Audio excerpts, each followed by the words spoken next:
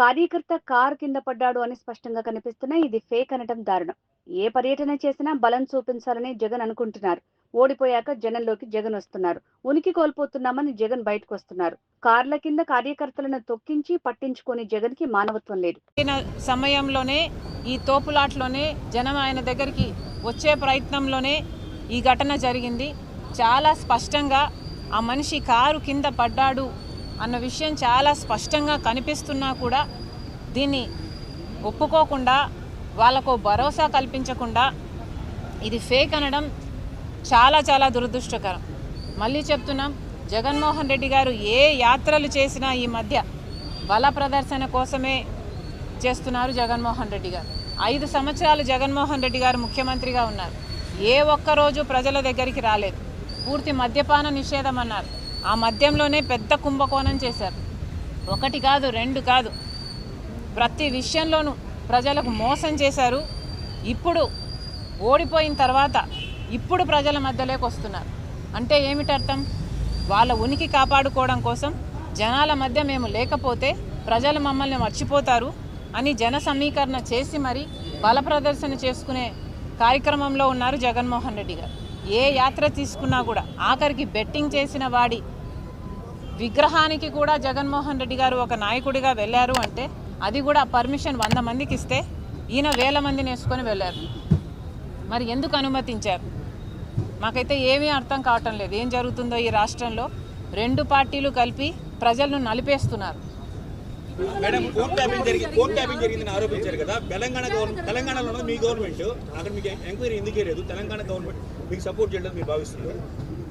ముమ్మాటికి భావించడం లేదు.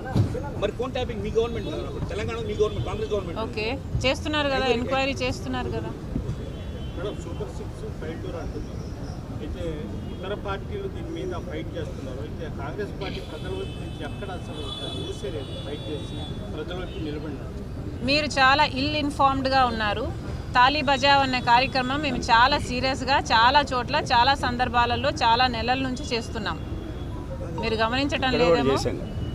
ఇక్కడ కూడా చేశారు. ప్రతి జిల్లాలోనూ తాళీ బజావ్ అనే కార్యక్రమం కాంగ్రెస్ పార్టీ అదే పనిగా సూపర్ 6 సూపర్ ఫ్లాప్ ఉత్సాహం మాలో కాదన్నా. రాజు గారికి వచ్చాయి. అలాంటి కాంగ్రెస్ పార్టీలో కాంగ్రెస్ అభిమానం ఉన్న జిల్లాలో మీరు ఇంకా ప్రజల్లోకి వెళ్ళలేని పరిస్థితులు ఉన్నారనేది కూడా దానికే మీటింగ్ కాదు. ఒక నిమిషం. మాకైతే అన్ని ఆంక్షలు పెడతారు. విశాఖ స్టీల్లో నేను ఆమరణ నిరాహార దీక్ష చేయబోతే నన్ను లిఫ్ట్ చేశారు. సూపర్ 6కు చేయాలని మేము ఆందోళన చేయాలని ఇంట్లోంచి బయలుదేరితే మమ్మల్ని అయితే హౌస్ అరెస్టులు చేస్తారు. కానీ వైసీపీకి జగన్మోహన్ రెడ్డి గారి అలాంటి ఆంక్షలు ఏమీ కనిపించడం లేదు.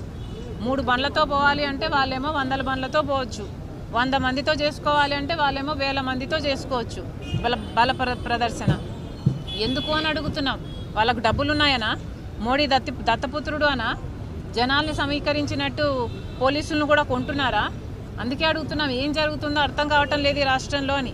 నిజానికి ప్రజల పక్షాన నిలబడి పోరాటం చేస్తున్న ఏకైక పార్టీ ఈరోజు కాంగ్రెస్ పార్టీ. మాకేమో అనుమతులు ఉండవు, మమ్మల్ని ఏమో హౌస్ అరెస్టులు చేస్తారు. కానీ ఇలా బల ప్రదర్శన చేసుకొని కార్ల కింద టైర్ల కింద జనాలను చంపేసే వాళ్ళకేమో అనుమతులు ఇస్తారు. ఏం జరుగుతుందని అడుగుతున్నాం. బీజేపీకి ఎదురుగా నిలబడే సత్తా ఉన్న ఏకైక పార్టీ ఈరోజు కాంగ్రెస్ పార్టీ మాత్రమే. మీకు అర్థమవుతుందో లేదో.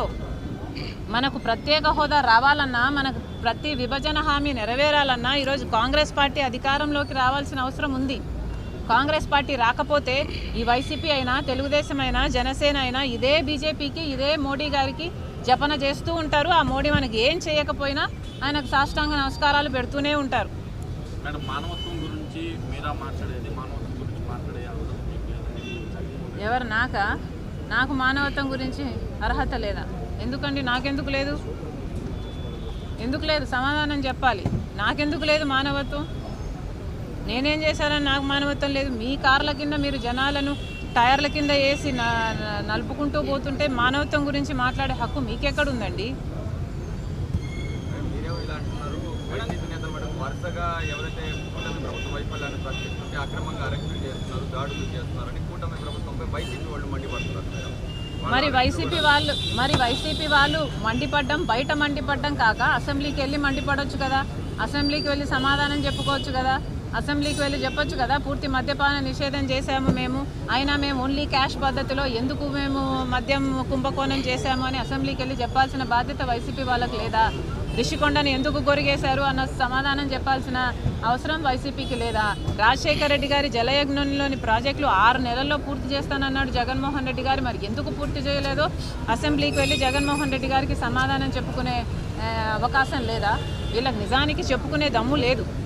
ఎక్కడ బయట చేసినా ఏకంగా మీ టార్గెట్ ఓన్లీ జగన్మోహన్ రెడ్డి దాంట్లోనే కనిపిస్తాం. ముమ్మాటికి కాదు, ఈ ప్రెస్ మీట్లో కూడా మీరు లెక్క తీసి చూడండి. నేను ఎన్ని నిమిషాలు చంద్రబాబుకు వ్యతిరేకంగా మాట్లాడాను, ఎన్ని నిమిషాలు జగన్మోహన్ రెడ్డి గారికి వ్యతిరేకంగా మాట్లాడాను, ఈ ప్రెస్ మీట్లోనే లెక్క తీయండి.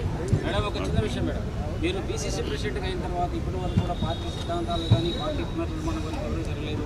కేవలం లైమ్ లైఫ్లో మీరు ఒక్కరే కనిపిస్తున్నారు అంటే సూపర్ ఇమేజ్ ఏమైనా క్రియేట్ చేసుకుంటున్నారా?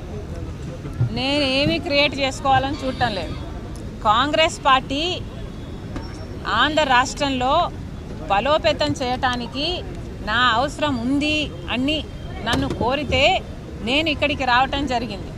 నిజానికి కాంగ్రెస్ పార్టీ ఉన్న పరిస్థితుల్లో, నేను ఎంటర్ అయిన పరిస్థితిలో ఇక్కడ ఏదో రాజ్యాలు ఏలడానికో కిరీటాలు పెట్టించుకోవడానికో నేనేం కాంగ్రెస్ పార్టీ అధ్యక్షురాలుగా పగ్గాలు చేపట్టలేదు.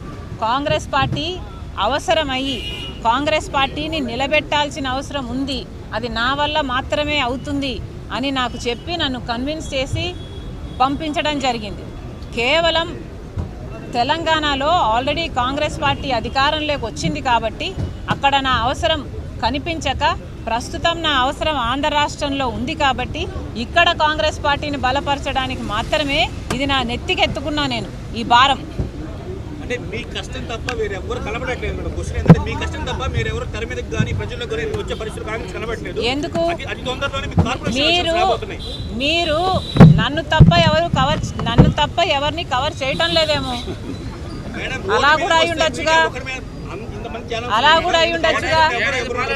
మరి మీరు చెప్తున్నారు కదా తాళీ బజావ్ అనే కార్యక్రమము సూపర్ 6 ద్వారా మేము ఇదే నెల్లూరులో చేస్తే మేము చేయలేదు అని మీరు అంటున్నారంటే మీకు అసలు ఇన్ఫర్మేషనే లేదా? నేను మిమ్మల్ని అనొచ్చు కదా.